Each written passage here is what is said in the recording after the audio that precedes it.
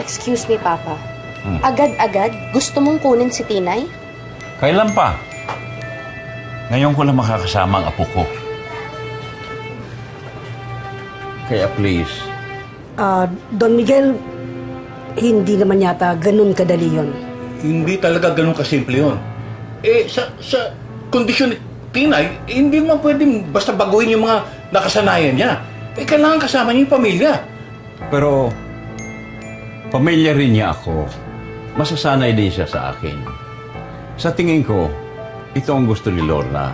Kaya dapat nagpunta siya sa akin para humingi ng tulong para sa kalagayan ni Tinay.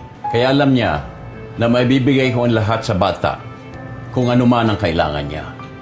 Oh, at kami hindi namin kaya dahil mahirap lang kami. Yung ba ibig sabihin? Berto. Hindi yun ang ibig kong sabihin. Hindi, pero ganun ang dating eh. Mawalang galang lang, Don Miguel. Aba, ibinigay din namin ang lahat para kay Tinay. Pasensya na. Hindi ko sinadyang i-offende kayo.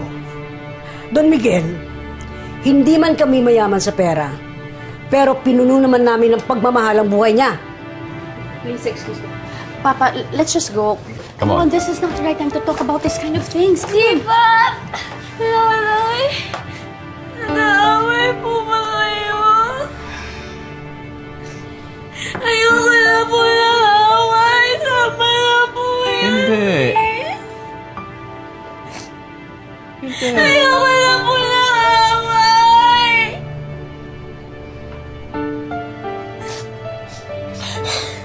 Tinay!